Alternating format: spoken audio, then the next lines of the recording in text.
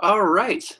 Hello, everyone. And it looks like we have a number of people already in the live stream. This is fantastic. And I see the chat already started. This is absolutely wonderful. So it's so great to see all the familiar names. And yes, yes, it was such a really, really fun event yesterday. And I want to start, first of all, by thanking everyone for participating. It was an event that exceeded my expectations, not only in terms of number of players, but also in terms of the quality of play.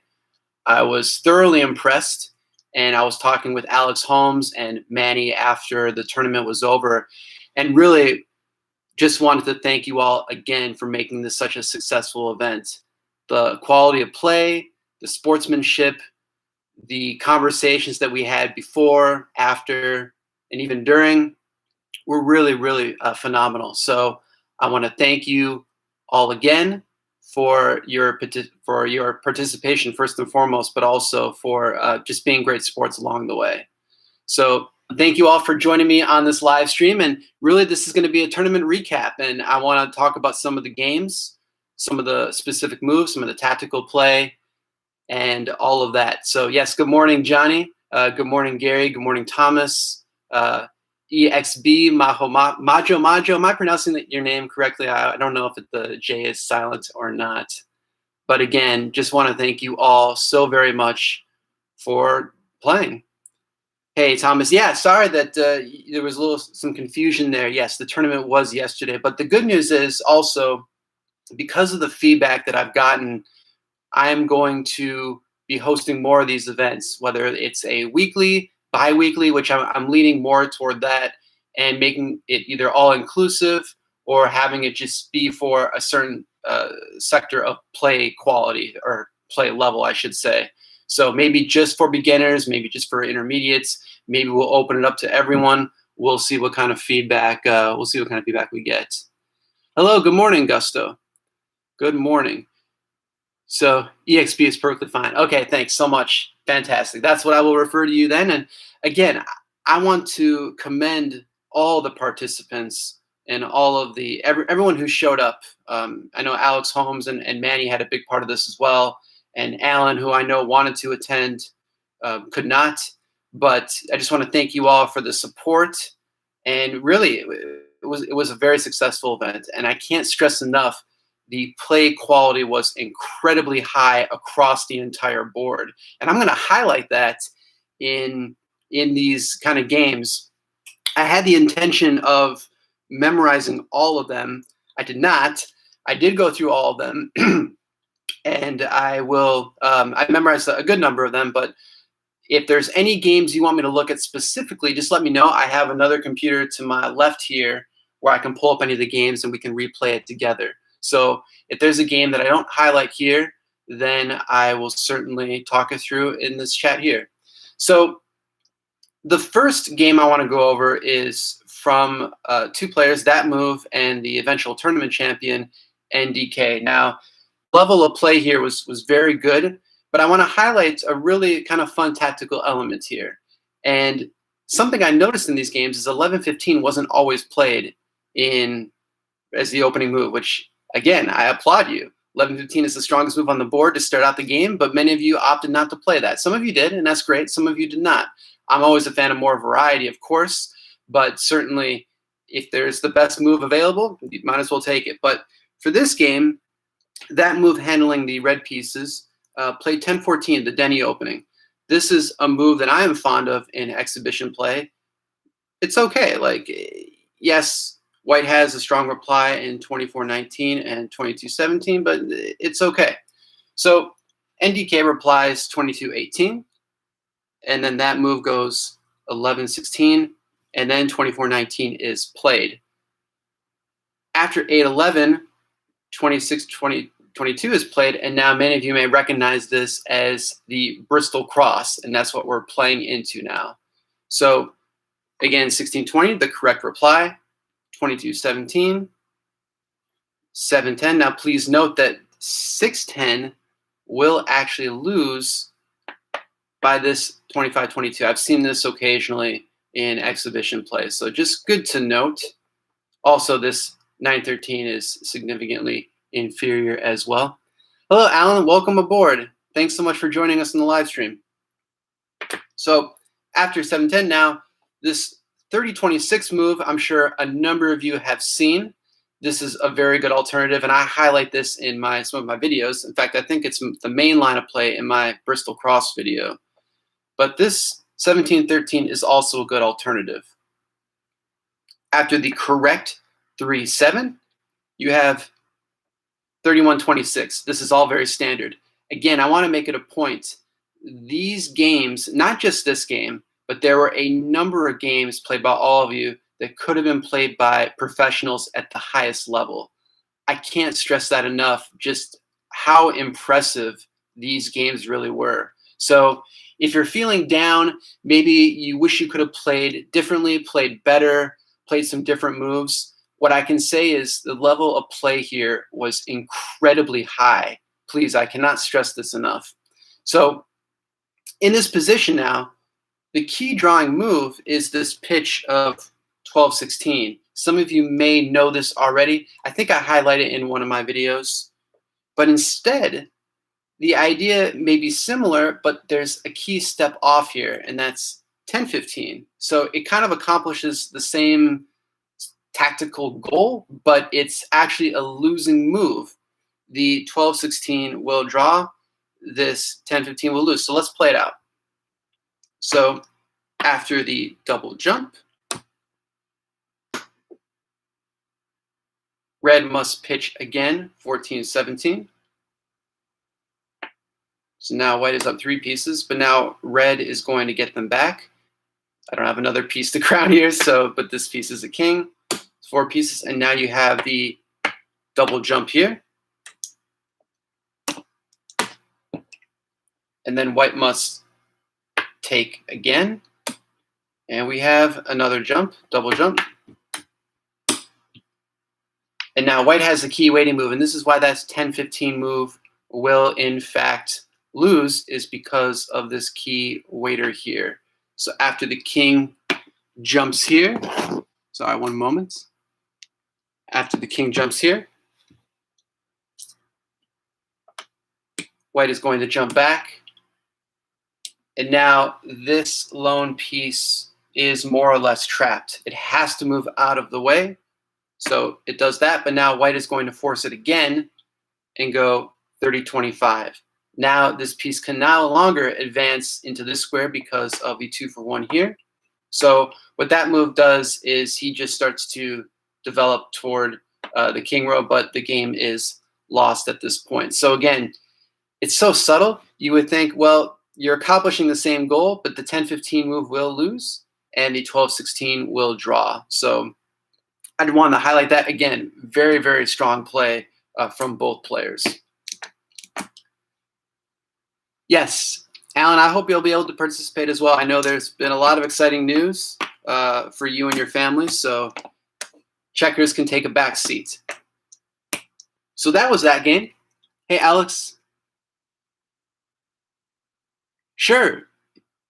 Yeah, absolutely.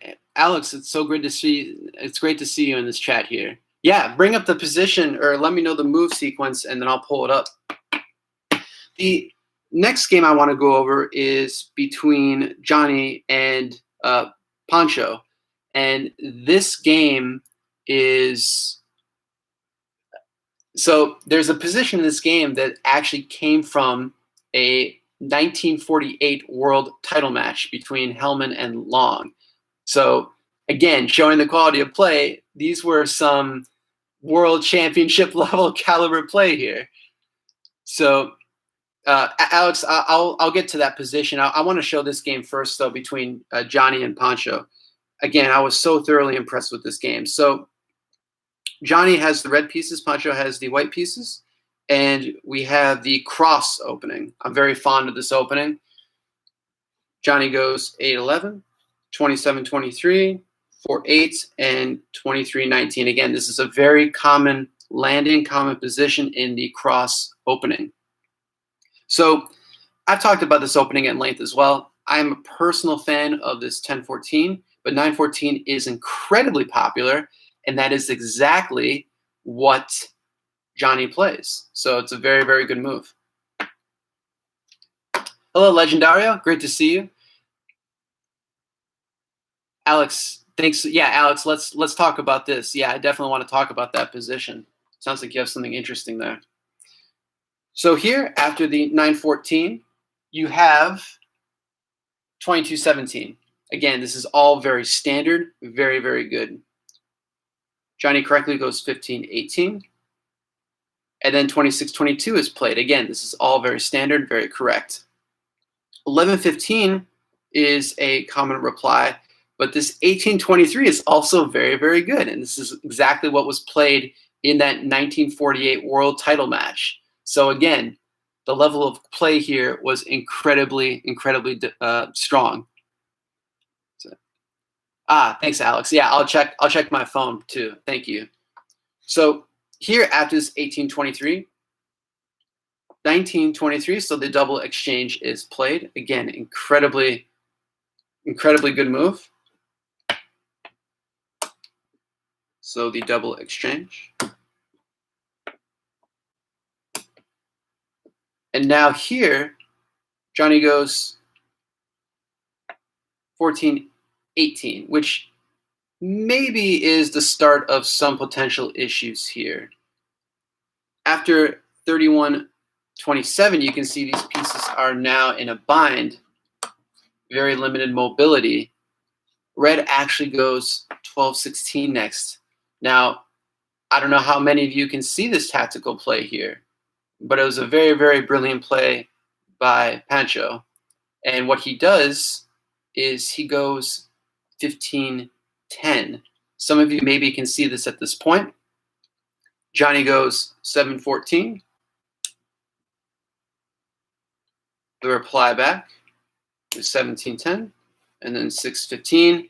And now we have the triple jump sequence with the piece being trapped on 25. So after 22-18, or 22-18, you have the triple jump.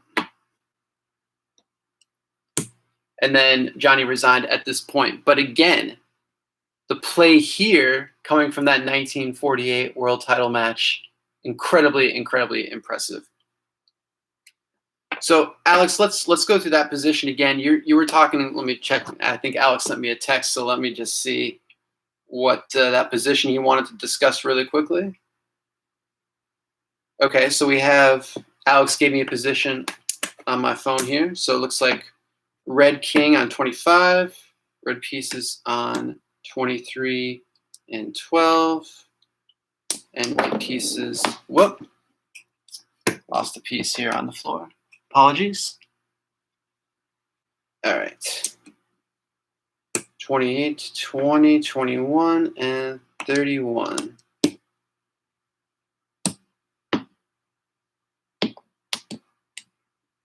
That's not right. All right, Alex, is this correct? Is this the correct position on the board? Alex may not be watching right now, but we can. It's another 12-16. I knew the game was over. Good play. Yeah, but Johnny, that was also great play by you as well. That was phenomenal play by you. Again, you were playing a game that was played in the world title match. So that's very, very complimentary. Okay, so yes, white to move, and win. It looks like there's four against 3 here. Is that right, Alex? 4 against 3?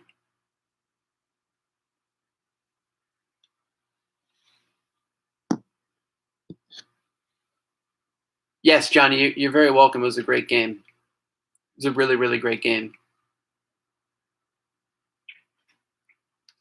White to move.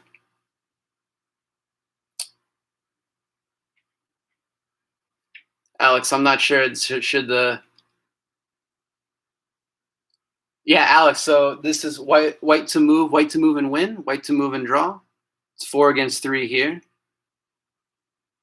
White has to be careful because it has pieces on the border here.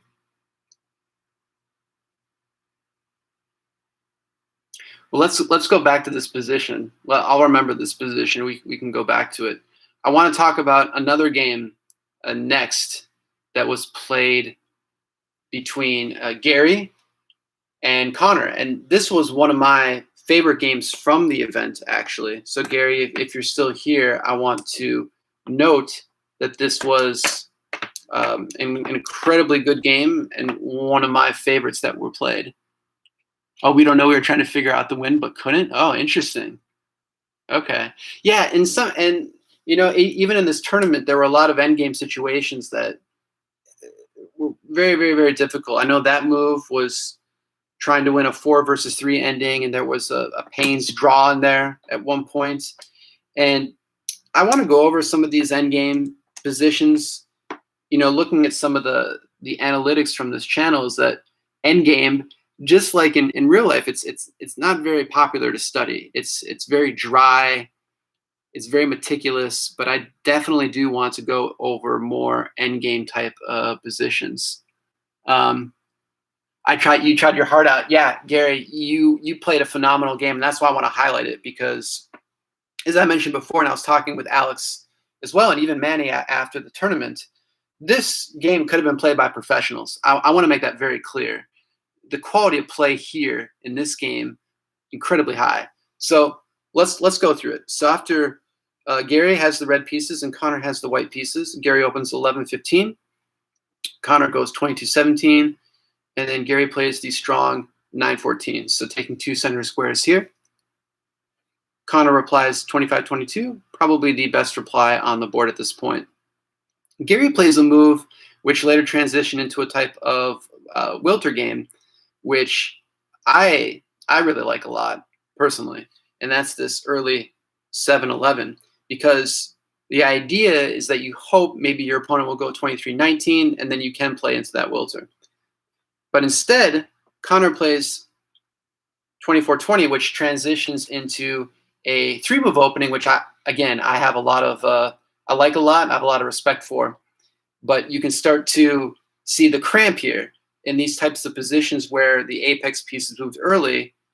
The white position with these 2 pieces can cramp this single corner. But Gary gets out of it masterfully, and I mean that term. He played like a master in this game. So what does Gary do? Well, Gary looks at maybe making some inroads into the single corner here by playing 5-9.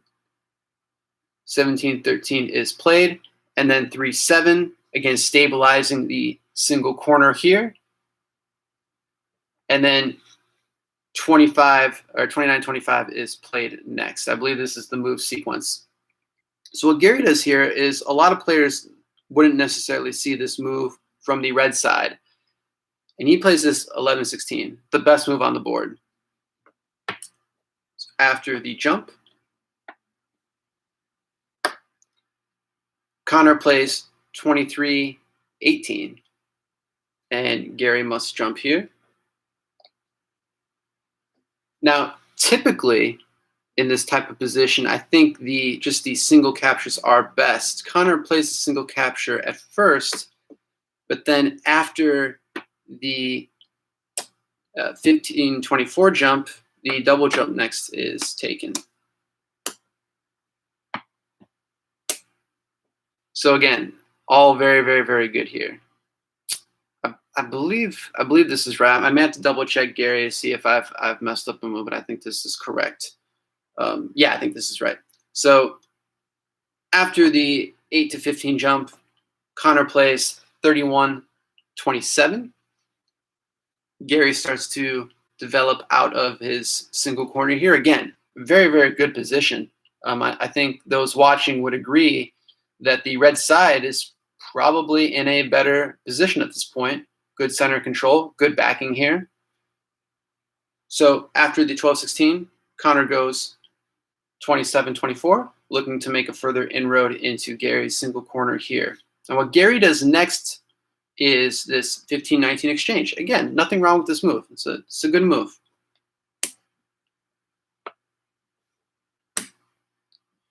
Connor then has to shore up his defenses, but realizes that probably his best way of attack is just to go toward the center of the board. So that's what he does. So after 22-18, Gary puts a post piece on 23. This is excellent because what this does is now it further restricts White's movement. The bridge is trapped, and Gary's going to develop a very good position here. So Connor goes 18-15 next, and now seeing this as a threat, Gary wisely just decides to take the double exchange. So going to exchange it off and start to work his way towards breaking this bridge. And that's what happens in this game. So after the double exchange,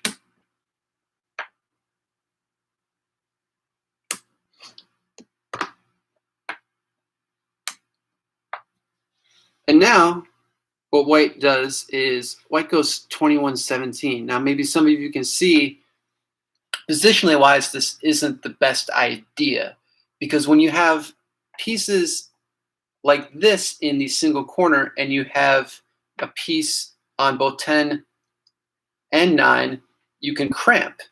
And you can cramp by going 9-13, which is what Gary plays here. Again, this is a professional move.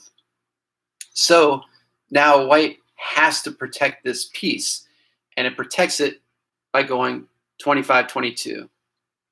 Now the opportunity is there to break the bridge because Gary's going to go 10-15 and then later 15-19 next. So after 10-15, White really just has to get out of the way. And then after 15-19, again, White is just going to go and get a king. The bridge is broken.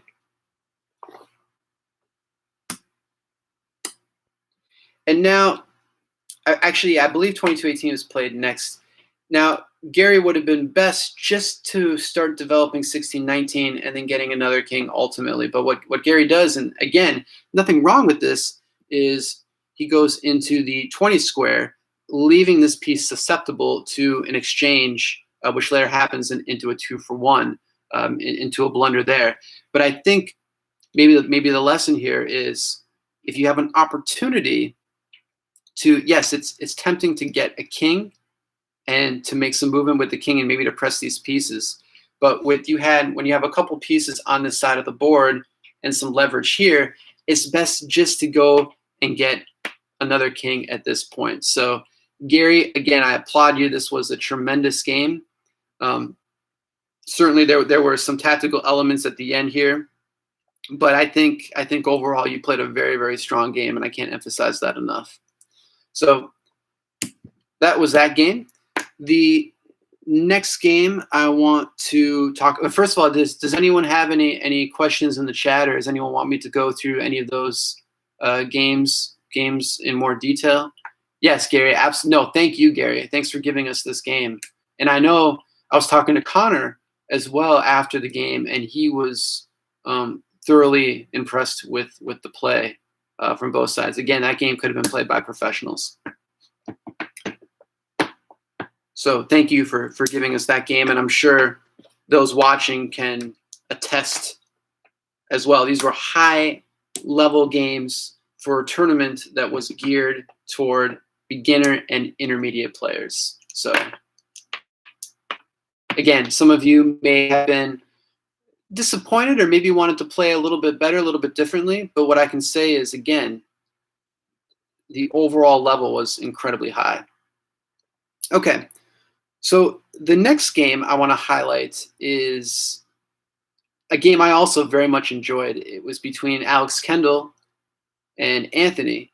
And the reason why I enjoyed this, just because of the tempo and the natural progressions, it goes to show that when you have a fundamental understanding of the game and its principles, it can take you a long way no matter who you're playing against. This game also stood out to me because the 26-17 single corner exchange move was played. And whenever that move is played, it always piques my attention because it's a move that is, I don't want to say never played because clearly it was played in this tournament, but a move that is seldom seen. So, and single corner was played in this tournament quite a bit. So Alex Kendall has the red pieces, and after 11-15, 2218 was play. Gustavo, how can I get information on how to join y'all next time at a tournament, or was it face-to-face? I'm from South Texas. Okay, great, Gustavo. Thanks for the message. So how can you get information? So pretty much the information is given on this YouTube channel. So when I am going to host the next tournament, you'll know at least a week in advance out, maybe even longer. So keep checking back for this channel where I'll give information. I think that's where the majority of folks acquire that information. And also, I play online, a couple times a week. And I know a number of you play online and talk with each other now. That was another big aspect of this tournament, was a collaboration effort. So yeah, you'll know on this channel. And if you connect with any of the viewers watching right now, they'll also let you know, because I'm sure they'll get that information right away too. So, and again, for this next tournament, I don't know the metrics. Metrics isn't the right word, but I don't know how inclusive we want it to be. Certainly, I want a tournament to be open to everyone, but if you have top masters playing in some of these events, it can be discouraging. Even though the level of play in this event was very high, sometimes it can be discouraging having to play masters over and over again. Trust me, take it from me. I know it's not always fun. So, okay, yeah, no, you're welcome, Gustavo. So back to this game. So Anthony had the white pieces and Alex Kendall had the red pieces, and then we have this 26-17 single corner exchange, and I laugh because it's a neglected move. It's a sound move, but it's neglected in so much of checker history. And I don't know, maybe someday there can be a revival on this move. Maybe some of you can take the mantle and become the 26-17 single corner experts. I can promise you, if this happened, you would definitely build a legacy for yourself. So after 8-11, and again, one of the reasons I want to highlight this game also is because of how natural it just plays out. So Anthony plays 30-26, again, shoring up this 20 piece on 26 because, again, the capture eliminates it. And then Alex is just going to wait patiently with 4-8. Something that I talk about, and it's been talked about over generations in checkers, is that whenever in doubt, if you're never sure where to move in the game, if you're completely dumbfounded and nothing really looks good, you cannot go wrong by moving 4-8. That's just a little adage that's been said in the checker world for generations. So after the 4-8, what Anthony does is, okay, let's attack 14. Let's attack this square. So he does with the double exchange.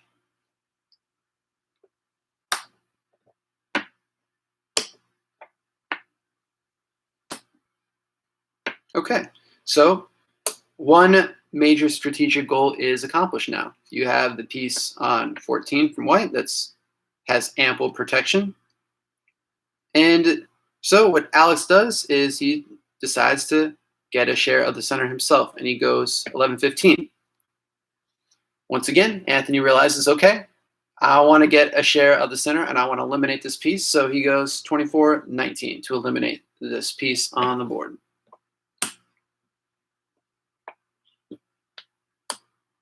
Okay, so what Alex does next is he goes 8-11. Again, very logical, very natural moves.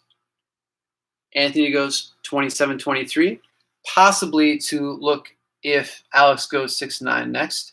But what Alex does is a really brilliant move, which I think is sometimes neglected in play. I always talk about not getting rid of pieces from your core center of the board. When I say core center, I mean 6 and 7. But sometimes it is worth it if you can capture a share of the center of the board, which is exactly what happens here. So Alex goes 11-15, taking the piece off 19 and replacing it again by jumping 6-15. So another purpose of that 27-23 move was to later exchange and get back into the center. And again, I appreciated this game so much because it's an excellent example of tempo and timing with all good sound moves. So exchanging this move here, and then 25-18. So now what Alex does is he plays this 2-6 move, keeping the bridge. And Anthony wants to retain this piece on 14, so he's going to go 29-25 first. He can probably play 26-23 first, but 29-25 first is played. It's fine. It's good. So Alex is just going to run off this piece. So after 25-21, the exchange. Now Alex is just going to try to run off the piece again with 1-6. Anthony stops that threat by going 26-23. And now realizing that the 6-10 runoff won't work because of the exchange here, and then a free king and possibly a winning ending here. So instead here, I believe 6-9 was played first. And then 31-27, building a stronger column. Now you have this 7-10 exchange.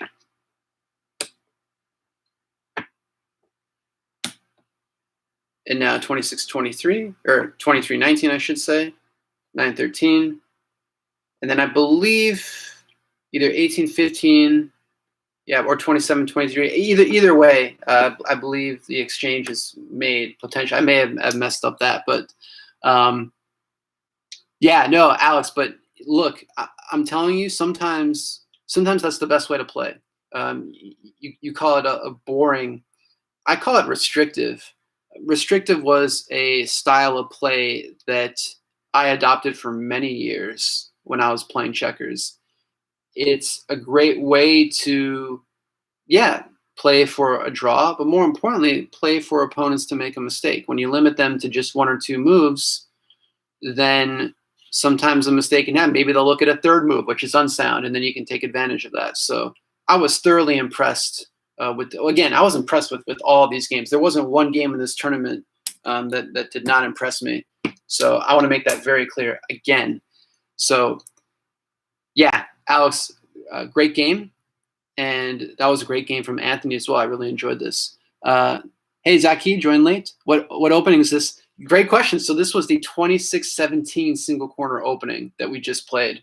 And as I mentioned, this opening has been neglected over the years, and it is an opening that maybe, Alex and I talked about this in our beginner opening series, where this opening is neglected. Nobody really plays it. So what I'd say is, if you want to take the mantle, if you want to be the champion of 26-17 single corner, by all means, go for it.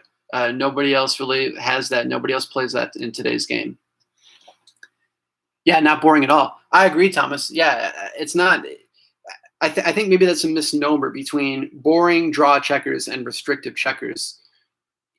There's a time and a place for a draw, and I know Alex Moisiev always says playing for a draw is synonymous with playing for a loss. Maybe that's true, but at the same time, you can still play good restrictive checkers and have it be a really, really good game.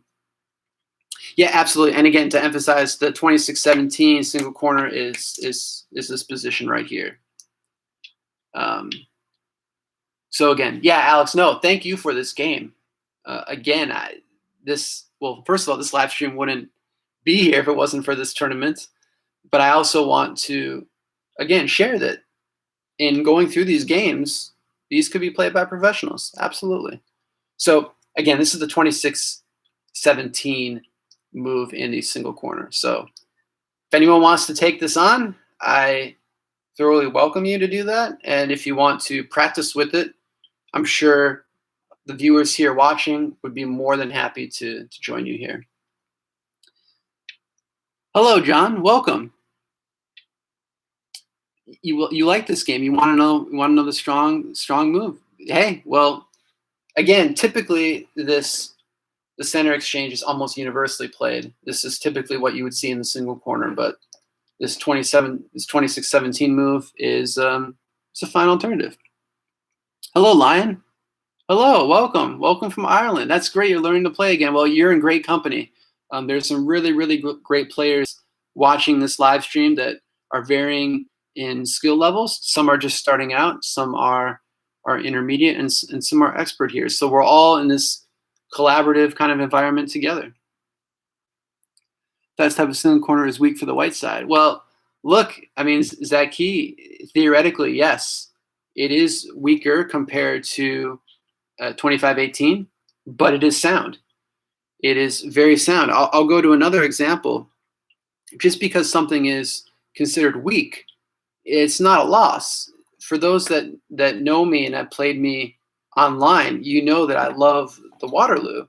The Waterloo is incredibly weak. It's an incredibly weak position, and I like this side move. Same with the 27-20 single corner or second double corner.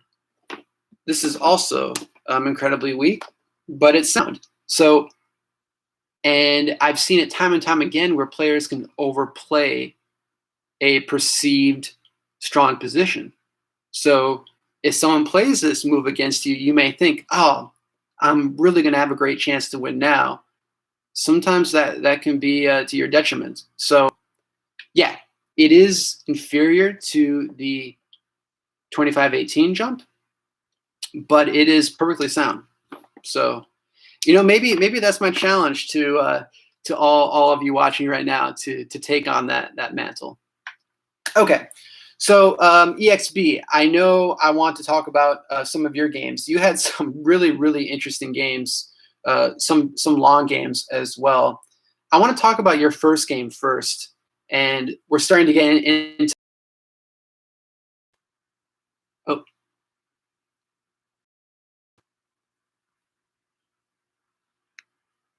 can you all still hear me? Am I still? I think I may have lost connection. Am I back, guys? Sorry if I lost connection for a moment. You all hear me? Yeah, I may have lost connection real briefly. I apologize. It's coming in and out. Okay, Thomas, is it better now?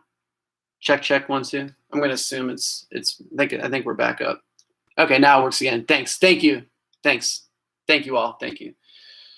So yeah, I wanted to memorize all these games. I was unable to, but again, I did go through all of them. EXB, I want to talk about a couple of your games. I want to talk about your first game first because, and we don't even have to go into the full game, but I want to show some ideas that I think everyone can kind of learn from. And EXB, you played this 11-16 opening move, which is great. Bristol's very, very good. Lionheart, every time myself to do a move called the, oh yeah, from the Bristol Cross. Yeah, that's excellent. Yeah, excellent shot. It's one of the earliest tactical wins, I think, in checkers. Is that shot? So EXP, yeah, playing 11-16 Bristol. Again, I like this move in unrestricted play a lot too. In fact, when I first started playing, just a little history about me, I had a very good opponent that would only play this. And it was always a challenge for me because he was a very good player and I really wanted to beat his this 11-16. I thought this was a very, very good starting move, and it is. So EXP, I want to say your opponent, I just want to double check here. I want to say your opponent was Connor in this. Yeah, it was Connor in this game. And yes, I believe 8-11 was played next. This is an opening called the Millberry. It's a good opening, probably a little bit weaker for the first side, but it's very good nonetheless. So Connor plays this 18-14 exchange, again, getting into the heart of the center of the board here.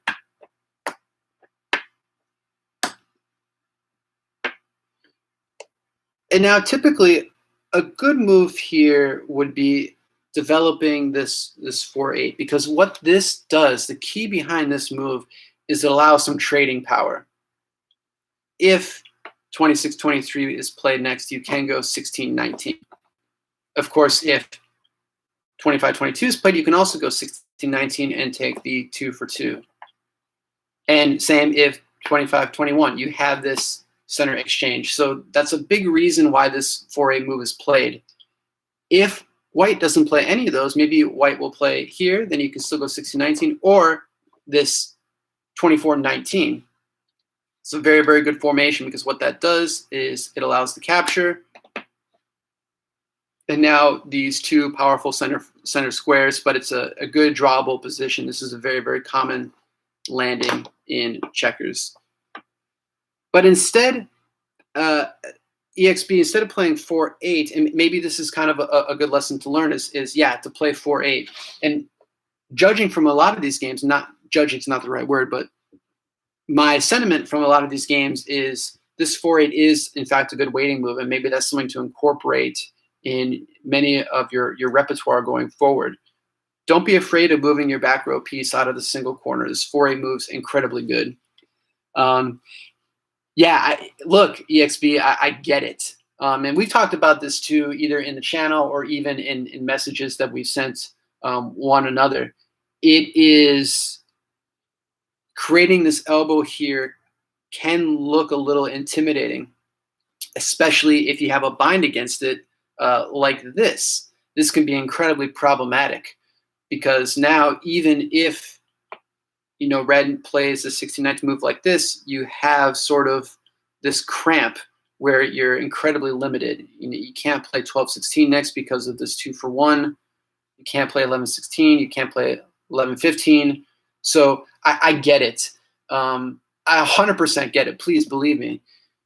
But what I can say, though, is if there's ample protection, and this goes for any elbow that any of you encounter, if there's ample protection and ample time, it's perfectly fine. This works, again, it can work for any elbow. It can work for a diagonal elbow, even a position like this. Again, you want to be careful, but if there's plenty of space and there's time, and here there is, you can create the elbow without any worries at all. And what I'd say is try it out. Try it out in your games.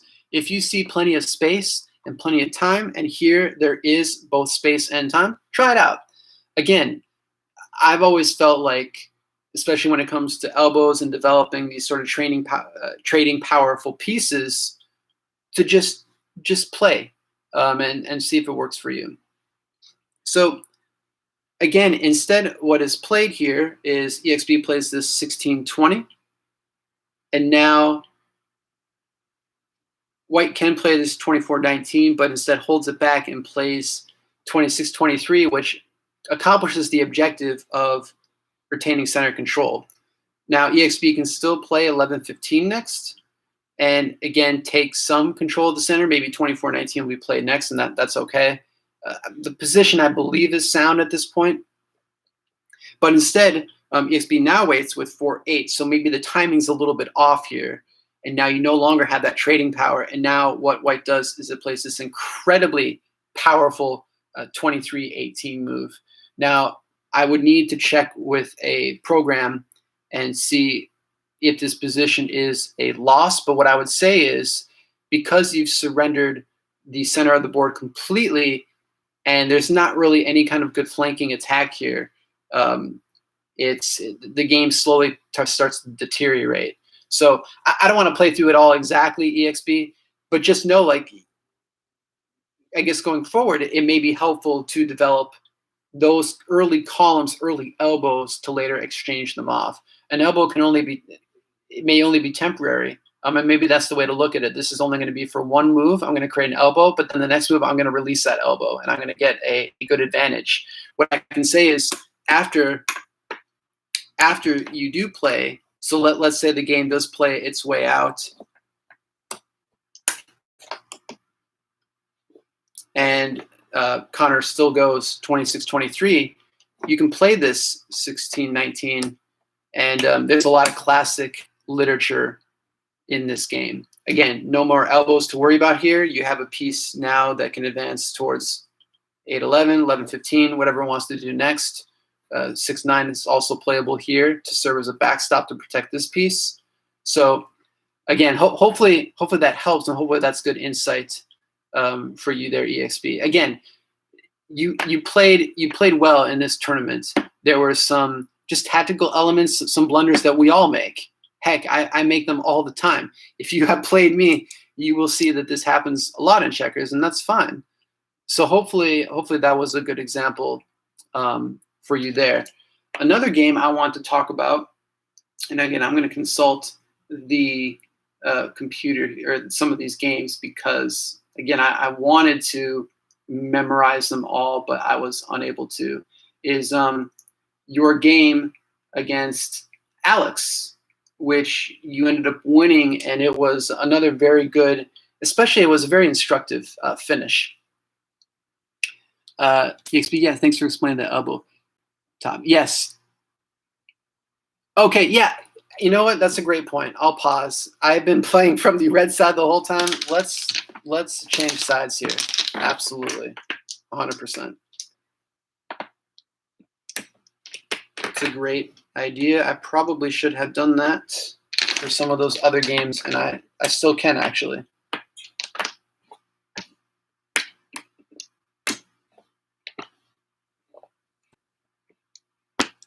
In fact, maybe Gary, maybe I'll go over your game too, so people can see it from the red side.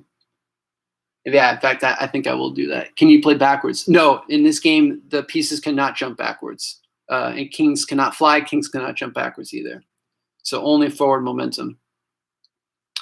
Okay, yeah, so here, going back to EXP, going back to your game.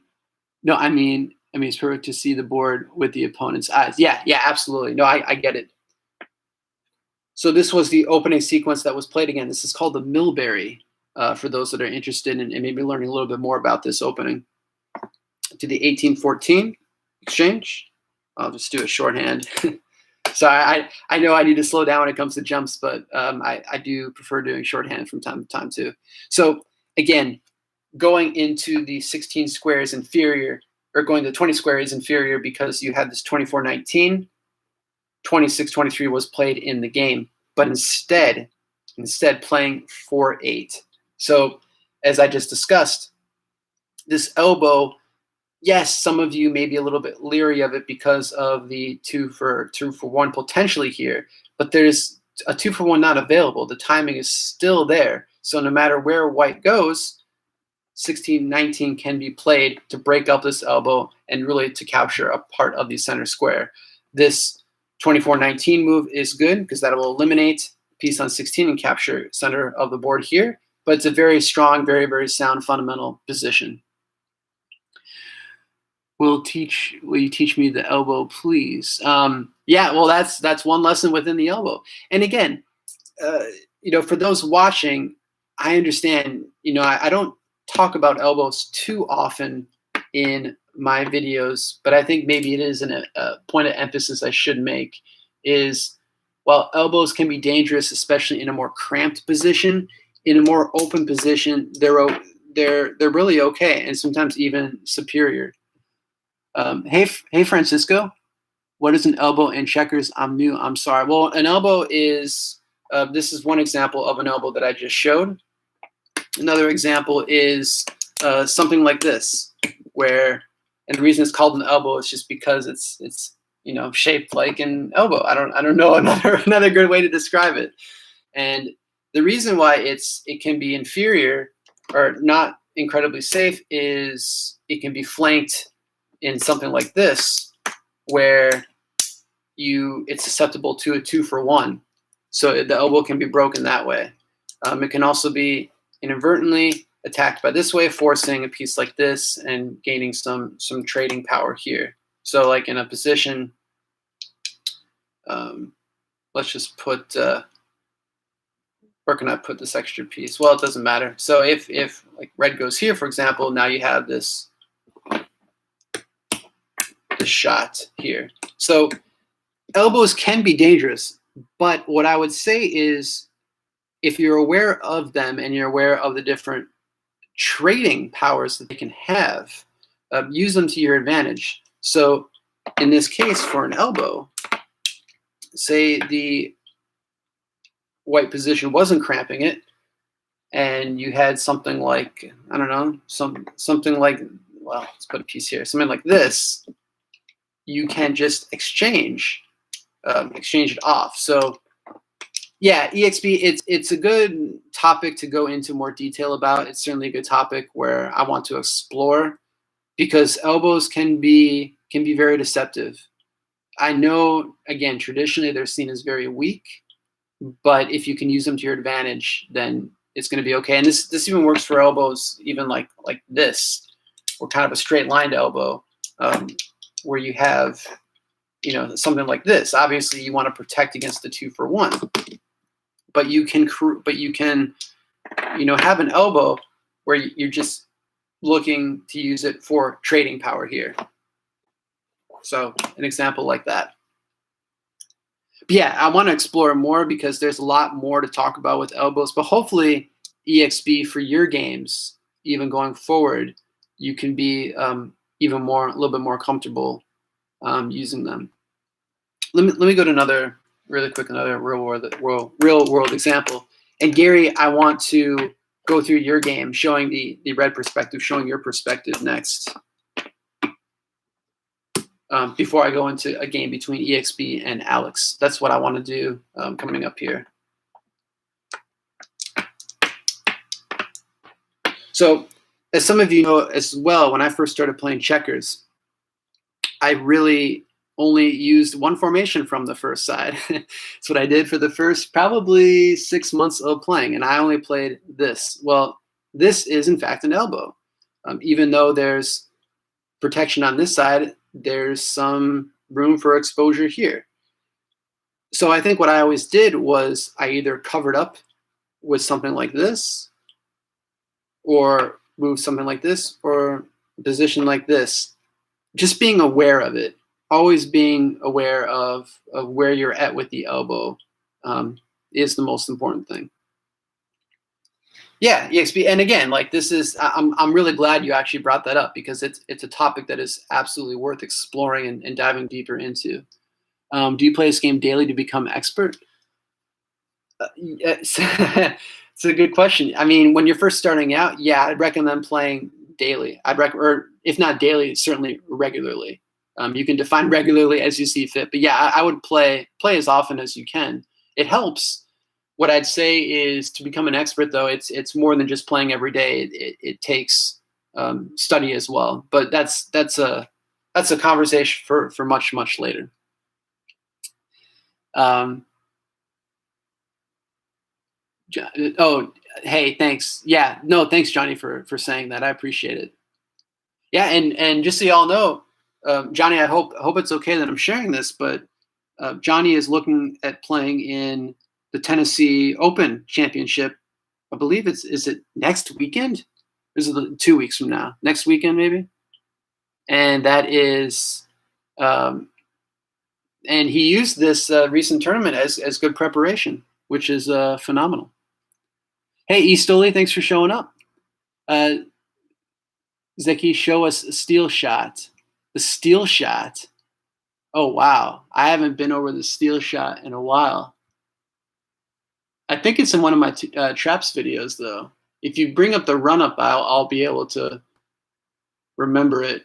I may be able to look it up really quickly as well. Yeah, that's okay. Steel shot. I like that. And a move I like is the Quebec line with 18-15 to single corner. Sorry, Gary. Okay, yeah. Gary just posted a game here. Let's play it out solo. So it's a single corner, and 8-11, 24-19, 4-8, 24-20, 12-16. Oh yeah, this. Yes. Yeah. So this is a gambit line. This is certainly a gambit line. I actually don't, and full disclosure, some of you know this about me already, some of you do not. But in terms of the single corner, I am no expert. There are many players that are far superior and have significantly more knowledge in this game than I do. So yeah, this is a gambit line. I think it could be fun to play, Gary. I don't know if you have any more insight into this, but Yeah, clearly. Another reason why elbows can be dangerous when you're facing a cramped sort of position where you have a piece that's on 20 and maybe they can threaten this breaking up of the elbow. Okay, Frazier. Frazier from Canada, I believe. Is that right? In the mid 50s. Excellent. Hello, welcome from Saudi Arabia. Wow, we have viewers from Saudi. That's phenomenal. Welcome. Thanks so much for joining us. Playing for 30 years. Thomas, playing for 30 years and still learning. Yes, Thomas, 100%. I think you can be playing your entire life and still learn something new in this game every day. I do. I learn something new every day in this game. And hey, maybe this is something I'll learn. I'll learn this 18-15 line. This is, I mean, it's certainly a gambit line. I mean, I would assume you would take this. Maybe you delay. Or no, maybe you just do this, right? No, because then I don't know. That's one to look up, Gary. So thanks so much for sharing that. Easterly, I see your question. Would you suggest for 100% recommend? As I just kind of explained when I first started playing, this is before any books, anything else. This was just my natural intuition. Is I play this every time. It didn't matter what White had replied. Certainly, if they played the single corner, then that's kind of a moot point. Which is why one of the first openings I actually studied was the single corner opening. So yeah, and for those that are looking to study literature, typically the first 3 openings that I recommend are the Old 14th and the single corner. And then the third opening, I like to kind of assess the overall sort of skill level for this third opening, but really either the Glasgow or the Suitor would be a third opening to study. But certainly the Old 14th and the single corner, particularly the single corner if you are playing the white side, it's a good, sound, fundamental move, and you can really pick up on a lot of good techniques, just an overall strategy and tactical play in checkers with the single corner opening. So yeah, that's what I would. But Old 14th, absolutely. That's probably the first opening that I would study. So hopefully that answers. So 27, 24. Okay. So you attack the piece once again. Okay. And then I'm guessing. Well, let's just do it one more time. So then 7, 10. Okay. And then I'm guessing you probably. Because you can still probably press here. I don't know why, but I'm always tempted, at least, just at first glance visually, I always like kind of delaying it to seeing if red can make other mistakes, but delaying is probably no good. You probably need to attack it again. So I'm scrolling up for the chat here. I'm missing some of the chat. This is wonderful. This is truly wonderful. Okay, yeah, so Tennessee is next weekend. Yeah. Good luck, Johnny. We'll all be rooting for you, my friend. We'll all be cheering you on.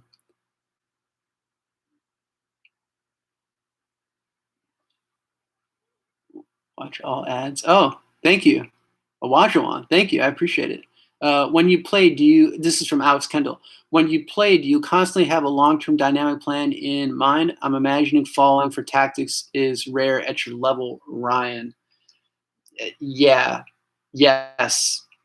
Yeah, Alex, this is and I see other questions, and I'll answer all of them in full, and then we'll go into some more games here. And I know we've been streaming for about an hour. We'll see how long I go today. Maybe an hour and a half. We'll see. So to answer your question, yes, there is always a long-term goal in mind, a strategic concept in mind. Certainly, it does vary on what your opponents play. Maybe they do fall into a trap, or maybe they play a significantly strategic inferior move, and that way you have to pivot.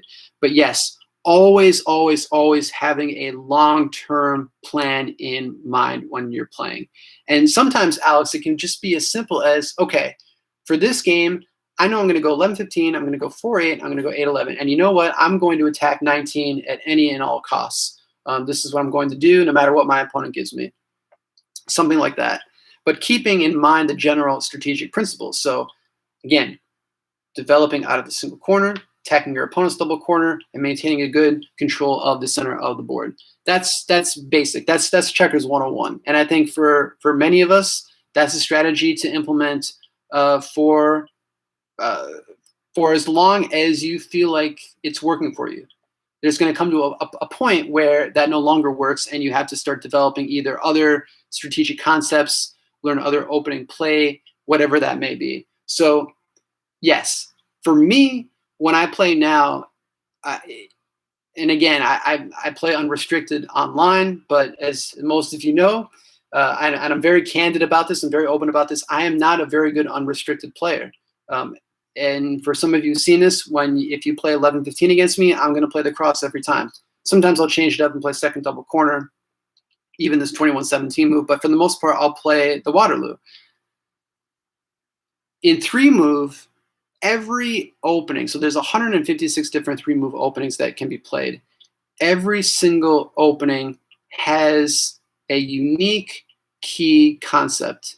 And once you fully grasp it, it kind of has its own story, and you can play to that story. So, for example, I'll just give a quick example. This is an opening I played against Alex Moiseev in the recent Southeastern tournament. We got this opening, and I thought about it because it can transpose into a number of different openings. I've had some success with this opening, and actually I played this opening as well against Alex Moiseev. We had a classic game back in 2010. But after I played here, I know the concept. And the concept is to take this piece on 11 and try to cement it, or try to protect it on 19, while also protecting your double corner by having a piece on 1. It's this sort of cat and mouse that, again, this is years and years of study and understanding what to do, but every single opening has this. And that's really where mastering the game comes into play. If you have an idea of what to do in every opening, you can master this game. But it takes years and years and years and years and years to do. And there's still more learning to be done. But every opening has a theme. Every opening has an idea behind it. It's just all about implementing it.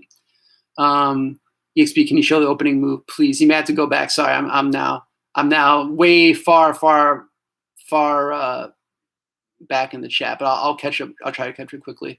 How long have you been playing checkers? Some say it's very boring because there's limited openings and tactics. Well, again, I hope I just proved that no, there's unlimited amounts of scope in this game, especially in 3-move. Go as you please or unrestricted play. It can be sometimes limited because you have people that are just playing the same lines over and over again, but wins still happen at the highest level in unrestricted play. So no, it is absolutely not boring. I learn something new all the time in this game. I've been playing now for 21 years. So I've been playing seriously for really all 21 of those years. And I'm still learning all of the time. Does this game need some mathematics? Great question. I would say it needs some level of mathematics. It helps if you can see positions, so maybe some geometric. But no, it doesn't require. I mean, if you're good at math, I think you can potentially be good in checkers. But really, it takes a strong logical mind to really have good checker skill. But no, I would say it's actually kind of negligible to be good at mathematics. Eastoli, that perfectly answers my question. Thanks for the feedback. Yeah, absolutely. And Eastoli, I really appreciate your feedback and your contributions to the channel. It means a lot.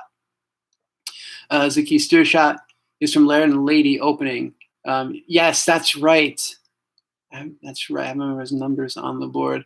Zaki, I may pull that out. I have tricks, traps, and shots, and we can maybe we can go through the steel opening there.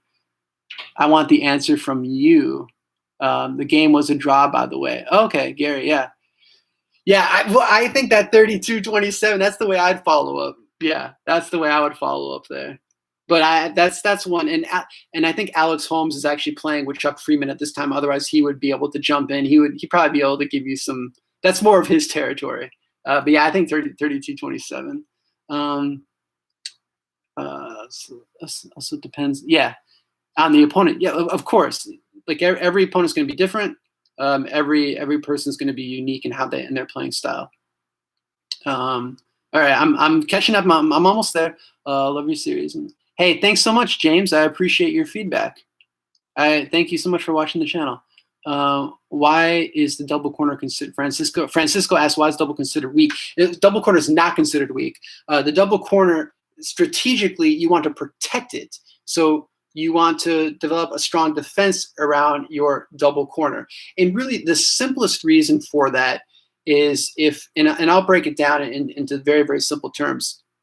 It's when you're attacking your opponent's double corner, it's significantly easier to king and crown in the double corner. And a great example of it is if we just take away, these pieces here, white can easily march in and get king. Here, if we take away some of these pieces, and even if we leave this piece out, the mobility is significantly more restricted.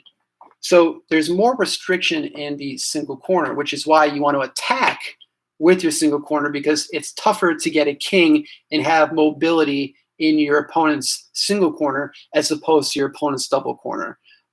Again, a big reason is you have this extra square here. So the king can go back and forth. Here, you don't really have that luxury here in the single corner. So that's the simplest explanation why that's a strategic concept in checkers. That Quebec line is a deadlock. Okay, so Thomas, yeah. Yeah, you and Gary may have to sort that out, please. Gustavo, what is the name of the app or website where y'all play daily? And good luck to Johnny. Thanks for that, Gustavo. So I have been recommending, I know many of you play on apps and you swear by them, and that's great, that's fine. I don't play on any checker apps right now. I know I've been asked to do a review of them. I don't know how many there are. I don't know how long that would take, because I feel like there's many apps available today. But traditionally, I play on two websites. I play on Play OK, which I think is the premier website to play. It's where the majority, if not all, the professionals play, just over crossboard. You can play 3-move.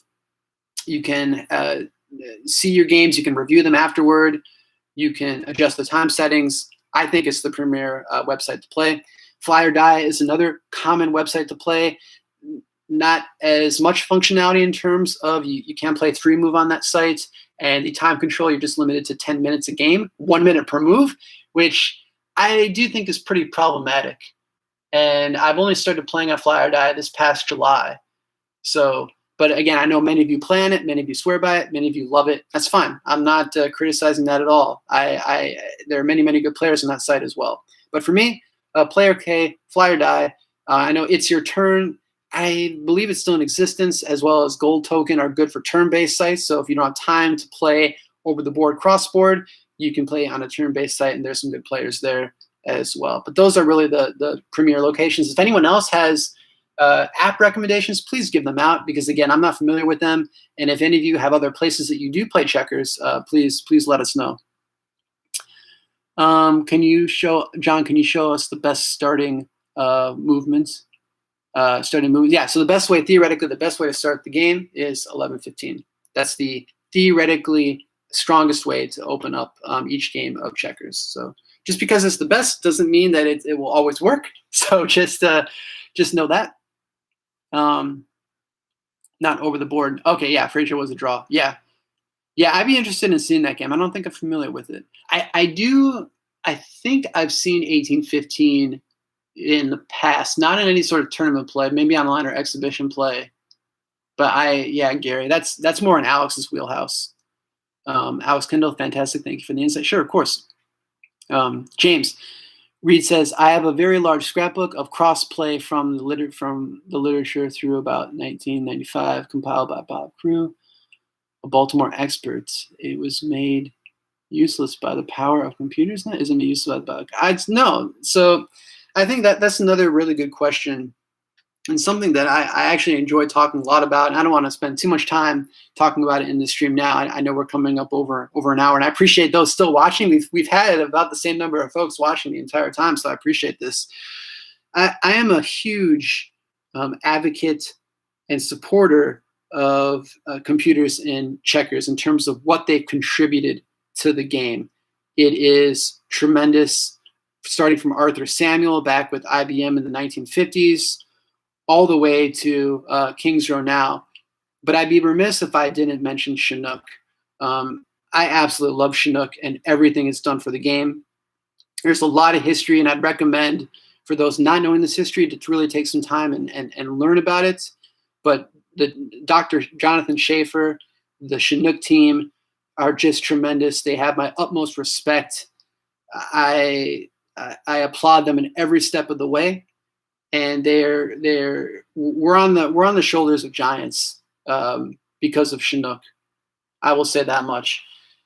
And another reason we bring that up is because they have proven time and time again that some of this old play that is back from the 60s, back from the 50s, even back from the 19th century is still valid, which is incredible. So the play that players had discovered through their own intuition, through trial and error, is still valid, and it's still the best moves on the board, which is phenomenal. So no, what I'd say is that book, I'm sure there's some play that's maybe faulty, maybe some that's not the most modern, up-to-date defense, or maybe that there are some faulty errors in there. But no, I'd say probably a lot of the play is probably still good, James. So you can rest easy knowing that. But seriously, for those that don't know about the story of Chinook, please, in fact, Chinook is spelled, and I'll type it in the chat here. That's how you spell, if I can type, that's how you spell Chinook. So yeah, I would look up Chinook, and yes, thanks, Gary. Yeah. All right, so going back to these more questions.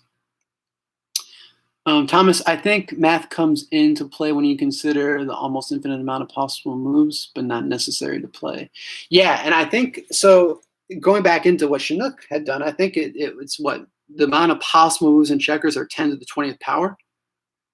So it's a tremendous amount of scope. I think actually Dr. Schaefer used a metaphor for just how large of a number that is. And I'll see if I can correctly articulate the metaphor here. But if you were to drain the Pacific Ocean, completely drain it, and then you started to run tap water out of a nearby house or whatever, and you took a teaspoon and you filled the teaspoon up, and you went out and you put it into the where the ocean was. If you were to do that, it would take about 10 to the 20th power to refill it back up. So yeah, the scope is tremendous. So yeah, there is math there, but in terms of where it can be applied logically, there are some situations, but really it comes to logic. Logic is the biggest component here, Thomas. Does studying checker problems really help? Yeah, absolutely. It helps with visualization. In fact, that studying basic tactical problems is something that I did very early on, because yeah, you can start to develop, you can start to recognize some key positions, some key formations, and that can make seeing them when you're playing an actual game that much easier. I'll just show you a really quick example. So some of the earliest problems that I studied, something like this, where red to move and win, of course, to many of you, in fact, probably all of you, you are seeing this as, wow, Ryan, that's a really easy problem. Red to move and win, of course, red is just going to move 8-11. Yeah, absolutely. But to be able to see this and to be able to repeat it in an actual game, maybe there's some more pieces on the board that makes it a little bit more challenging to see. So being able to just play rudimentary positions like this and seeing them in problems, yes. You can also get into some more positional problems too. I know the Ben Boland books are phenomenal when it comes to that. So yeah, absolutely, that's what I would recommend 100%. To improve your game, studying those problems. Gary, this idea of cake and it. Okay, yeah, thanks, Gary. Thank you, really learned a lot. Awesome. Agree with Chinook. Okay, so I'm all caught up. I really appreciate everyone's patience there. Again, still similar number of people watching. Gary, I'm going to go through your game again really quickly. This time showing it from the red side. Hopefully I can still remember the game in full. I'm testing the limits of my memory today. And then EXP, if you're still watching as well, I want to go over your game against Alex, because there's some really good, tactical play there. Let me just get a quick drink of water. Again, I really appreciate everyone's participation here. I hope this has been some good information for you all. I've certainly enjoyed this. I always enjoy these live streams. And again, I'm still looking at doing these about once a month. And then again, looking at tournaments maybe bi-weekly. I'll have a decision, and you all be notified soon.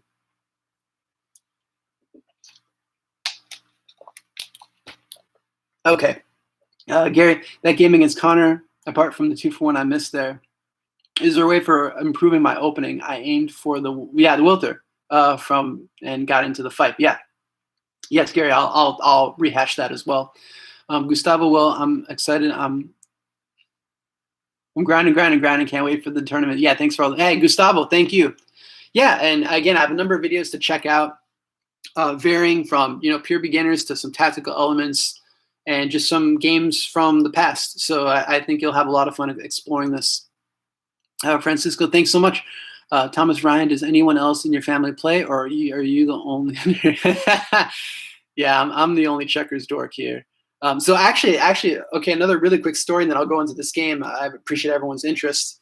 So I'm the only one in my intermediate family that plays. However, checkers runs in my blood. How do I know this?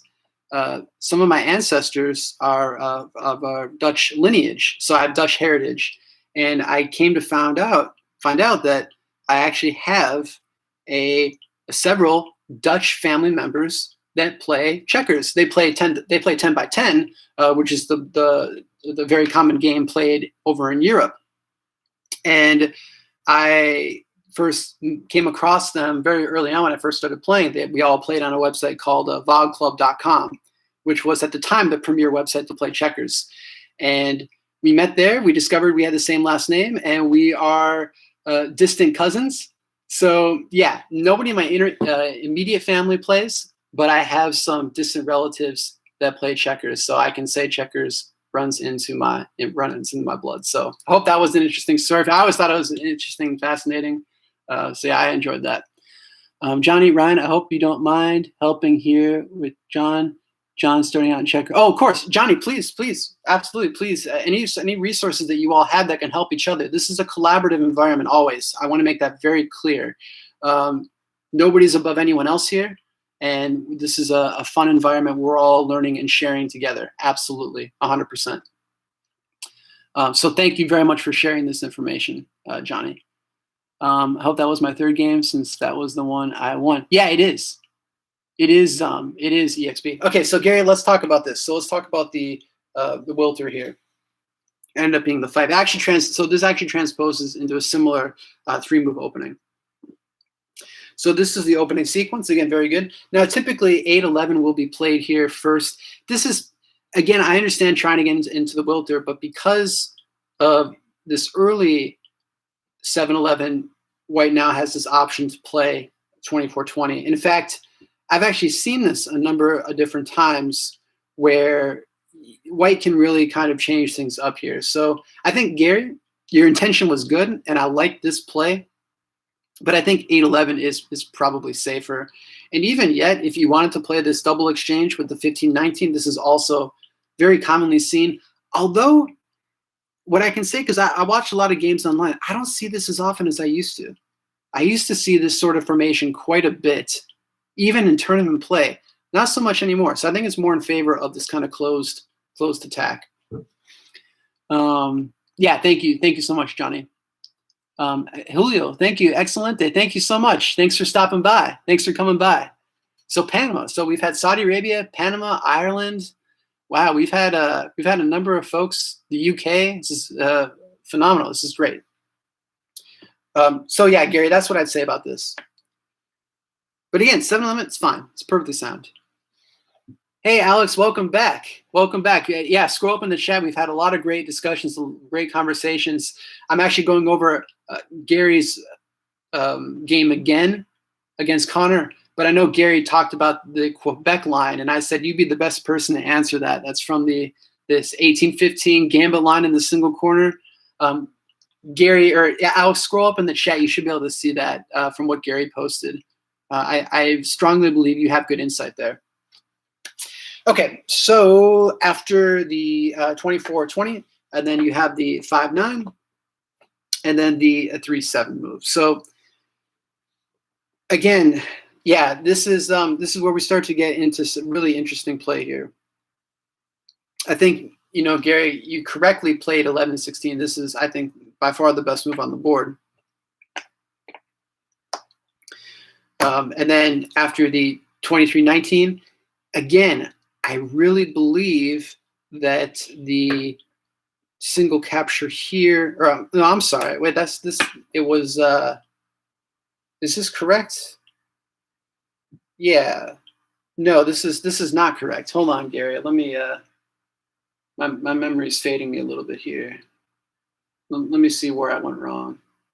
Oh no, I'm sorry. It's here. I played 23-18. That's right. I think so. I think 23-19 was actually probably stronger here. So after 23-18, the capture, and then 26-19, and then taking this 2. So again, Gary, I think you're in a phenomenal position at this point because White's double corner is nearly decimated. It has a lot of support to do to work its way up. Australia. Alex Kendall, of course. How could I forget Australia? You were one of the first people here. I appreciate that. Yes, so all over the world in all time zones. And if I'm not mistaken, it's even Monday in Australia. That's awesome. That's so great. That's so cool. Okay, yeah, so Gary, very good position here. And then after this 31-27, I think 12-16 puts even more pressure on the board. I really do. Because now, again, you have essentially dominated this part of the board. After 27-24, I think this 15-18 or 15-19, excuse me, was maybe a little bit, I won't say anti-positional, but it takes this piece off 10 and allows maybe some development here is what happened in the game. What I would play here is I would look at maybe 4-8 first, or maybe even 16-20. So forcing either 31 or 32-27, or even taking this exchange off here. And then what you can do is you can later exchange with 10-15 next. Problem for this piece, and start further putting a cramp into the position here. So I don't know, like this. That's one, Gary. That's one way you could have played this a little bit differently. But the 15-19 move, what you played, is just fine as well. It really is. The only issue you had was going into that 20 square, making that piece liability on that part of the board and allowing the later 2-for-1. But no, Gary, I think the way that you played it was fine. You had clear vision in the game, which was really, really well played. So hopefully, Gary, that helps. That helps a lot.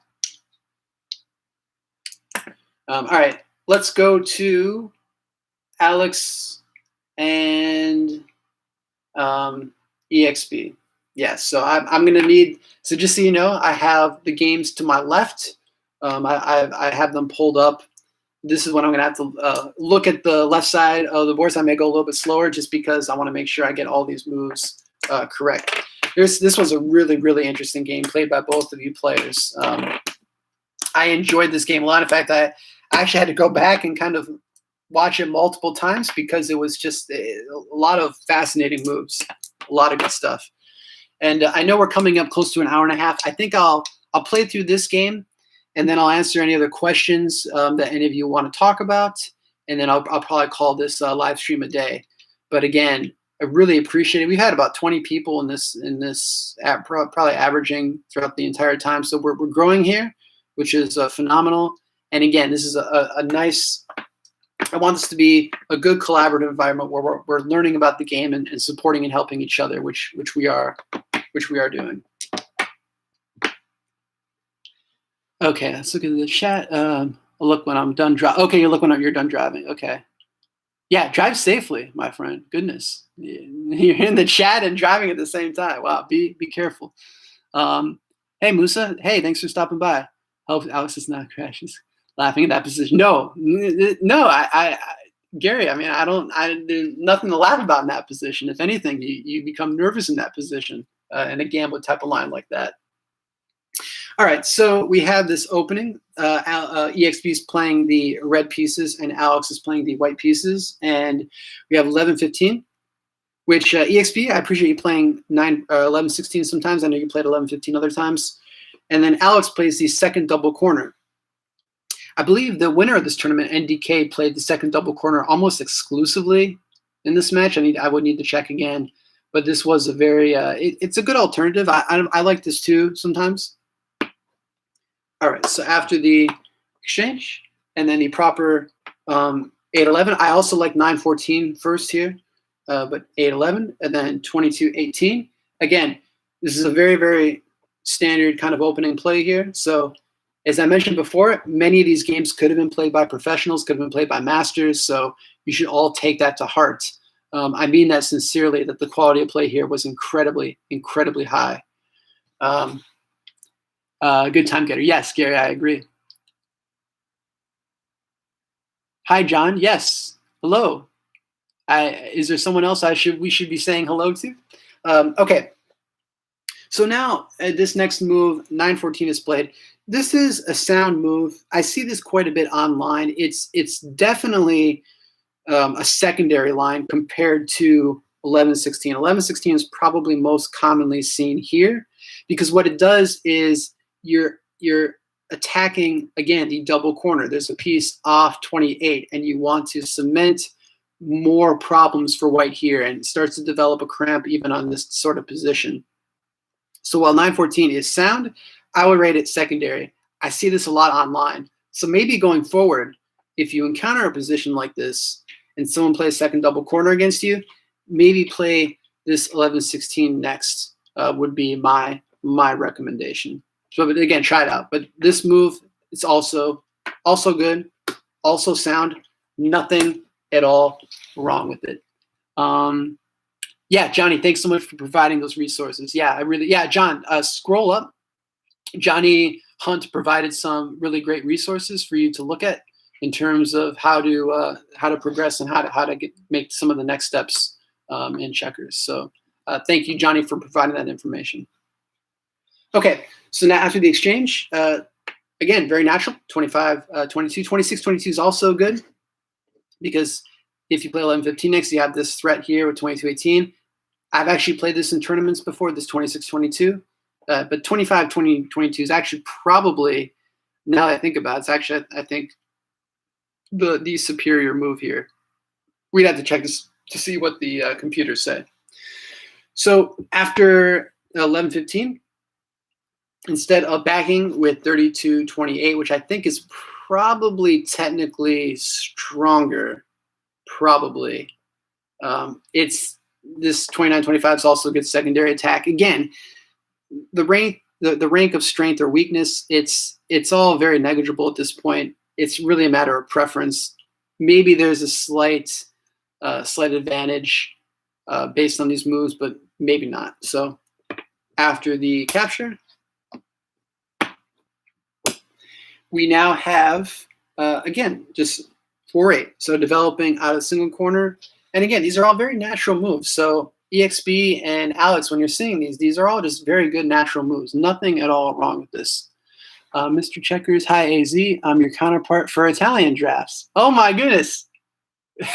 I don't know what to say. That's amazing. Thanks so much for stopping by. You're my counter. Look, it's a high compliment. I know you do really good work for the Italian game. I've seen your channel. I believe I'm subscribed to your channel. You do really, really good work. Yes.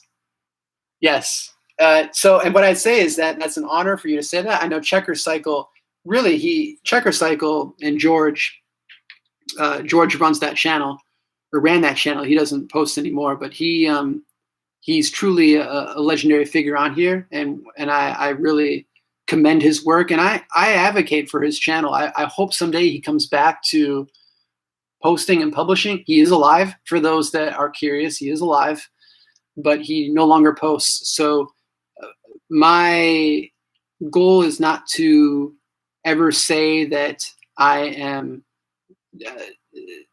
doing things that I wish he would do. That's not what this is about. This is just about talking about the game and helping others improve their game. George does a great job, and I always recommend his channel when I get the opportunity. So for those that don't know George and Checker Cycle, I'm sure probably most of you do.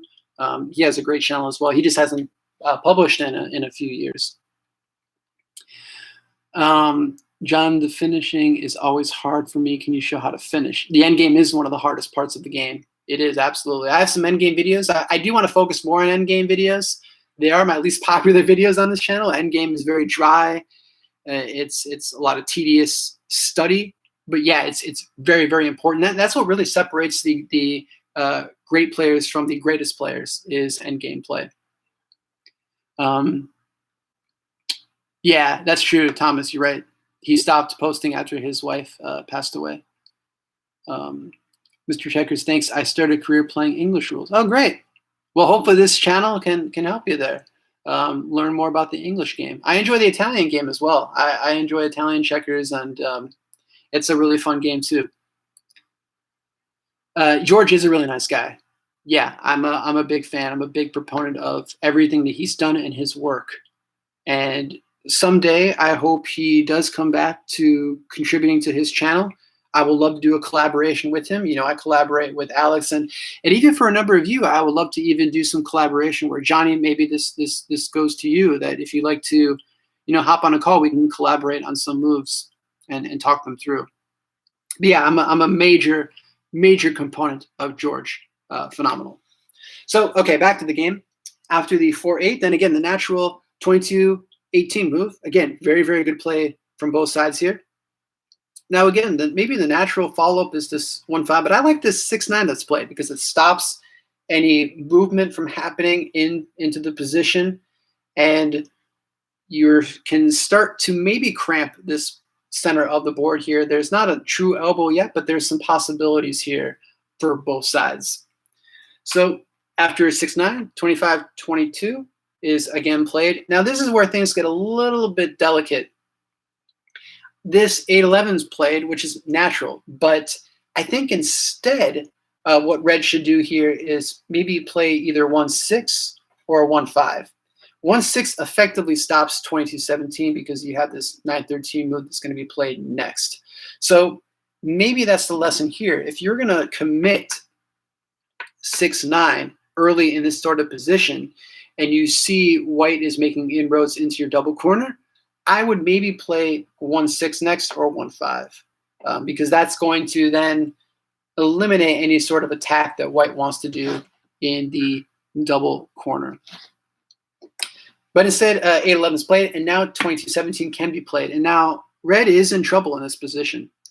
It's in trouble because there's not a whole lot of backing right now, and no matter what red does, it's going to find itself into some trouble. It's limited in mobility here. Maybe the best move on the board is 12-16, maybe, but instead this 9-13 move is played, and now white is going to go up a piece. Hence the reason why 1-6 or 1-5 was so incredibly critical instead of 8-11. 1-6 is so interesting. I agree. And yeah, that's one major divide within our two games that we played, Mr. Checkers, is the kings are powerful in this game, in American checkers, English drafts, but they're even more powerful in the Italian game, where the regular pieces cannot capture kings. So if your opponent gets a king, it's an absolute nightmare in the Italian game. It's not pleasant either in the American game, but it's certainly a nightmare in the Italian game, from what I've seen, from what I've studied and what I've learned about it. So now here, what red does is it attacks this piece here on 9. And now what white does is interesting. It plays this 17-14. Maybe instead what white can do is maybe a couple different things. One, it can pitch out here. So now you have this 2-9 and then 17-13 and going for a king. Or it can go 17-13, allowing the jump and then going into a king that way. So there's a number of possibilities. But what white wants to do, and I get why white does this, is it wants to hold on to this piece advantage for as long as possible. That can sometimes be detrimental. That's how the endgame rules make. Yeah, I agree. The endgame is what really separates. Well, there's a lot of things separating the two games, but endgame for sure is completely different. So instead, as I mentioned, 17-14 here is played. Again, white wanting to hang on to this piece as long as possible.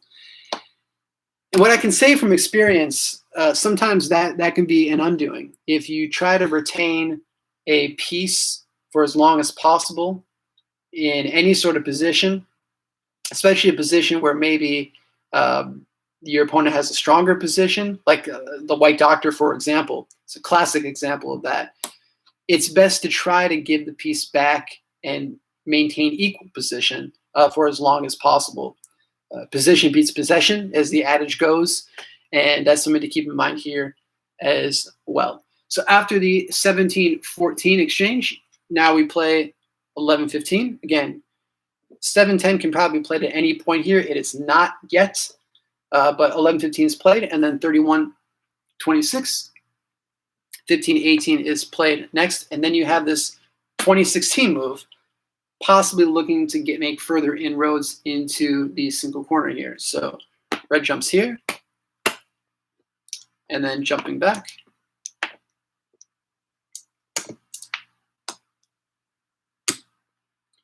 And now the tactical play is played, because you can see this 2-for-1, and then you can see this piece trapped, and that's exactly what happens. So even though white is a piece ahead, it's about to be a piece down.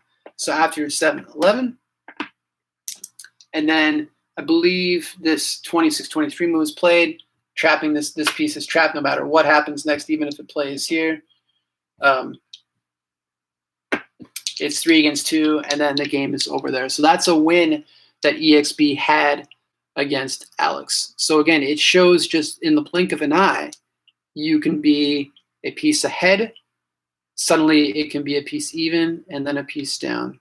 So yeah, that was a really interesting game. I enjoyed watching that. And I can't emphasize enough, I enjoyed all of these games. So I'll pause for now. Would any of you like to see any games? I know I talked about the steel shot. Hello. Hey, Pathfinder, thanks so much for stopping by. Thanks so much, my friend.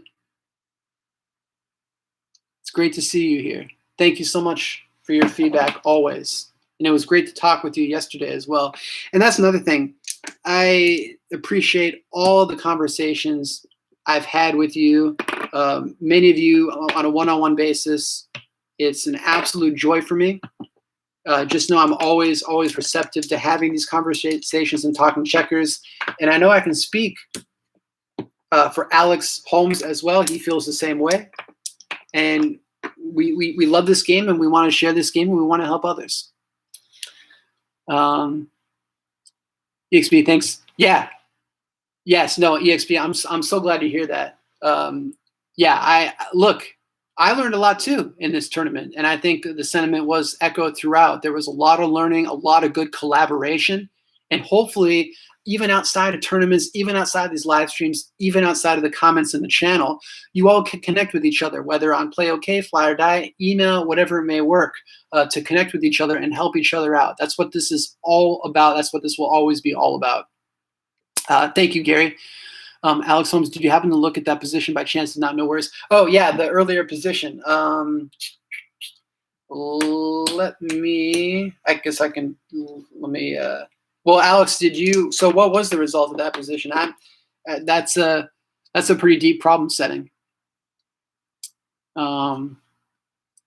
Okay, thanks for stopping by, Mr. Checkers. I appreciate it. Thomas, thanks for the hard work, Ryan. As you can see, we all love the chat. Thank you so much, Thomas. I appreciate it. Thank you so much for watching. Uh, um, Johnny, no, thank you. Thank you. Alex Kendall, no, thank you. Oh, Greed Kills. Yeah, but again, Alex Kendall, I wanna point out as well that it's very easy to do. I was susceptible to this all the time. When you get a free piece, or if you're up a piece, you want to protect that piece as long as possible. You don't want to give it back up. So I get it. It cost me a pivotal game in a Missouri tournament many years ago. I was playing Floyd Wilson, who's a very good player. This was back in 2003 and in 2004, actually. He did it to me twice, where he pitched a piece to gain positional advantage. And still being a young player, I wanted to keep it as long as possible, and it cost me both games. I lost both games. So yeah, it's a lesson that we all learn. Sometimes we all learn a little bit differently. No, thank you so much, Pathfinder. Khalid, it's always great to see you, my friend. Brilliant put, Thomas. No, thank you. Thank you, EXP. I really appreciate your feedback. It means a lot. Definitely think Ryan and I are going to do this very often. Yeah, absolutely. Johnny wants to play. Yes, please. Yeah, connect with each other and across any medium that you see fit. I think that's phenomenal. I can already see this is already happening. So great. Was there able to win that? Yeah, Alex, I'll look at that offline. I'll check out this position. I think it may be a little bit too deep for here. So I'm going to pause. I'll stand the line for another 5 minutes or so to see if there's any other questions. Oh, the steel shot. Yeah, let me. So the steel shot is made from the Laird and Lady. Let me get out my Tricks, Traps, and Shots book, because I'm unfamiliar with it off the top of my head. This is the book, Tricks, Traps, and Shots by the great, legendary Willie Ryan, one of my favorite authors of the game. Absolute brilliant. I imagine what he would do if he had computers at his disposal. How much fun he would truly have. All right, where is the steel shot here? The steel stroke. There we go. 48. Okay. So it's actually black to play. So here, black to play and win. I'll show it from so that you can see the winning sequence here.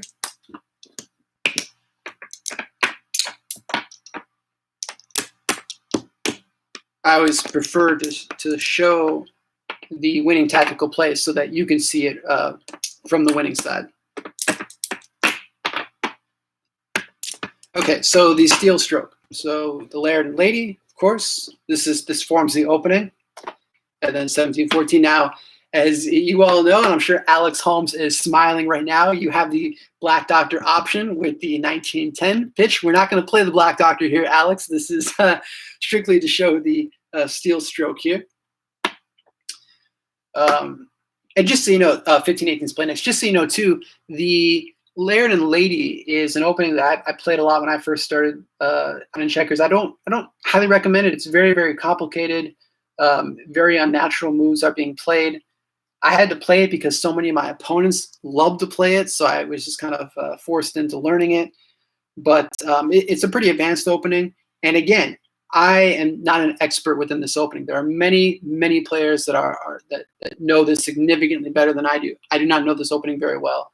I think Alex Holmes probably even knows this significantly better than I do. So after the 15-18, 19-15, cover up with 4-8. 24-19 is played next. Of course, if 11-16 is played, there is a trap. I think I showed this in one of my trap videos. But instead, 13-17, pretty deceptive. 28-24, now you can play 11-16 without any harm. 26-23 to cover it up, 16-20. And then this forms the steel trap. So 31-26 forms the steel trap. And I'll pause for a minute so that you can take a look to see if any of you can see this. You got the shot on Van Diemen in the tournament. Were you able to execute it, Alex? I wasn't sure if you were able to actually execute it. phenomenal. Might be tricky and educational. Oh, you guys are still talking about the Quebec line. Yeah, again, yeah, Alex Holmes wouldn't have the best insight here. Yeah, I think this is a different shot, Alex. I don't think you were able to hook this on Vadim in the Southeastern tournament. Well,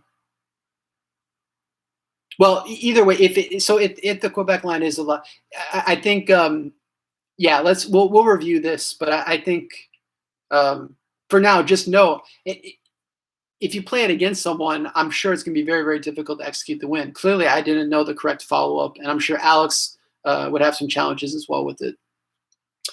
So anyways, the winning sequence here is you play 18-22, so capturing the piece, 12-16 next, and then 7-10, leaving the triple here, going into 28, and then capturing back, and then you have this, which is, again, the steel stroke is phenomenal. You're taking out many, many pieces in a short stroke.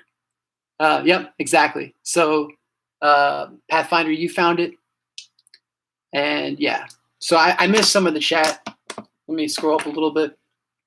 So that is the steel stroke. I showed it pretty quickly. I'll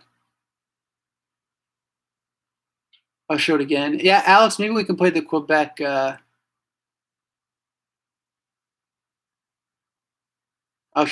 can show the Quebec line. Very cool shot. Hey, Connor, welcome. We were just talking about.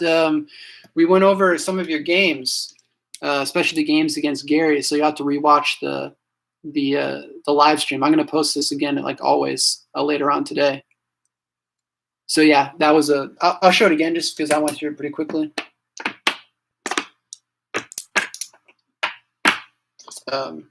Yeah, Connor, I really enjoyed that game you played against Gary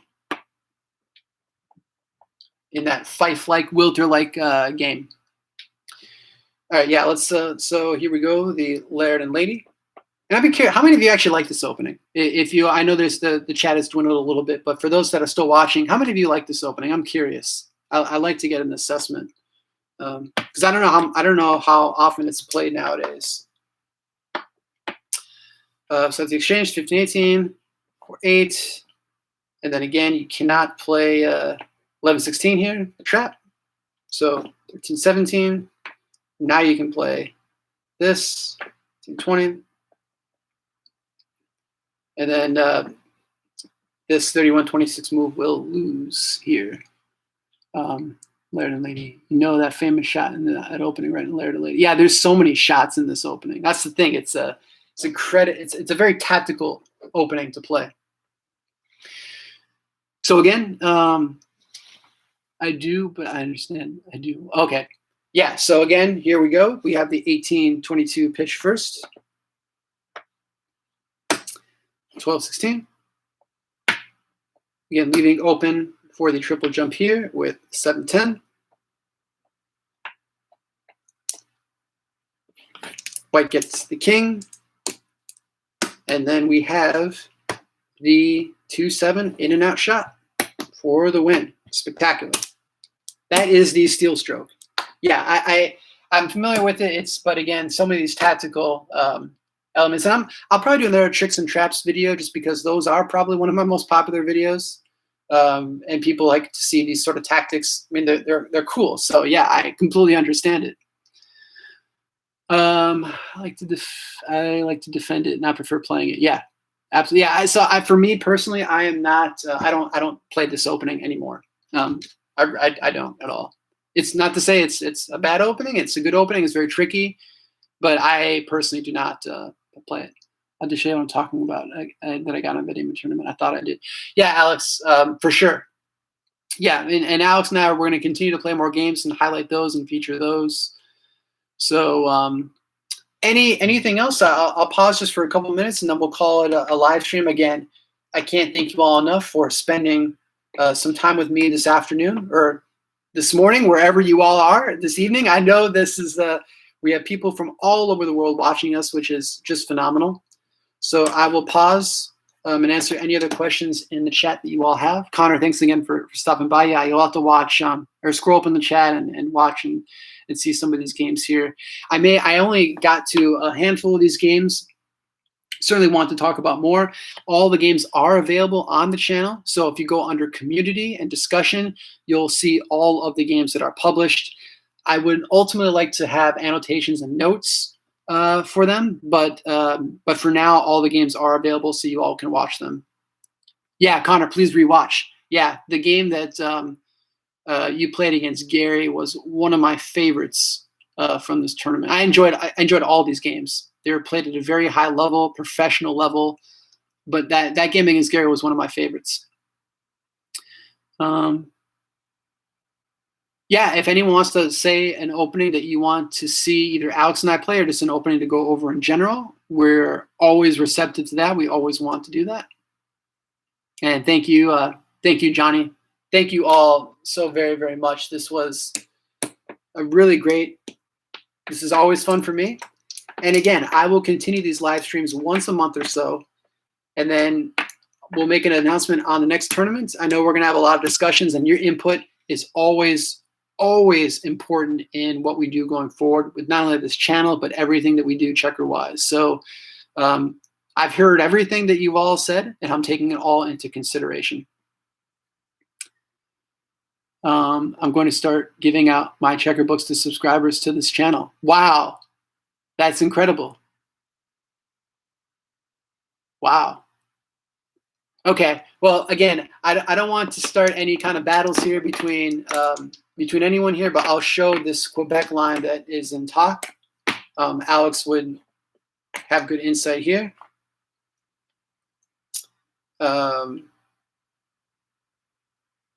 Right? Yeah. Here, here, here, here.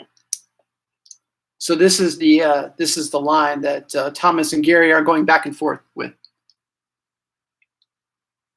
So this is it. Alex Holmes, do you have any insight here? I don't. I think I may have seen this a couple times, but I don't have any good insight. The correct play, of course, here, and then pressing of 27-24. And then I think following up with 30 to 27 is probably best. It's what I would play. I mean, maybe if I took a lot of time with it, I might see something differently, but that's what I'd play. I don't know, maybe 32. No, because then you have this 9-14. So I don't know. Yeah, I know, and I think again to make it very clear. And Thomas, I know we've kind of talked about this too, where computers can see one thing and humans can see another thing, and there's absolute validity in that. But what I'd say is the element of surprise, especially in tournament play, cannot be understated. Many wins happen because a surprise move, be it inferior or not, especially one that involves a pitch, can take your opponent by surprise and win you games. Alex can say this. I can say this. Johnny can say. Anyone that has played in a tournament game, not even talking, and even a recreational game, but especially a tournament game, the element of surprise is a critical, and it cannot be understated enough, component in checkers. So, but again, I just want to make all that clear. Whether this is a loss, technical loss, maybe, but again, over the board against another human, maybe not. I don't know. But I think the larger point is sometimes these moves can be very, very good and deceptive. It can score you wins, and as Alex Moisiev would say, the proof is in the pudding. You know, try these moves out and see if you're able to score wins against your fellow peers. Yep. So anyways, again, I'm going to sign off here in just another minute, but I want to thank you all again. Wonderful time at the tournament yesterday. I was so glad to see the collaboration and all the play. You shall be very, very proud of your play, all of you. And I mean that sincerely. I mean that wholeheartedly. It takes a lot. It's not easy to play in a tournament, and to do it and to play such high level quality games is to be absolutely commendable. So anyways, thank you all again. I hope you enjoy the rest of the day, wherever you are. If it's evening, morning, afternoon. Thank you all again. Appreciate it, Gary. Appreciate all the feedback always. And I'll sign off as I always do. Thanks as all. Oh, Connor, I'll pause. Yes, there will be another tournament soon. I'll make an announcement probably in a couple of weeks is when this tournament will be. Really, it's going to factor in if we're going to have it be for beginners, intermediates, if we're going to include everyone, just how exclusive we're going to make it. That's going to be a big topic of conversation. So, yes. So, oh, Cobra asked that. Yes, sorry, I just read that as Connor. Yes, Cobra, thank you. So again, appreciate all of your time as always, and thanks as always for watching.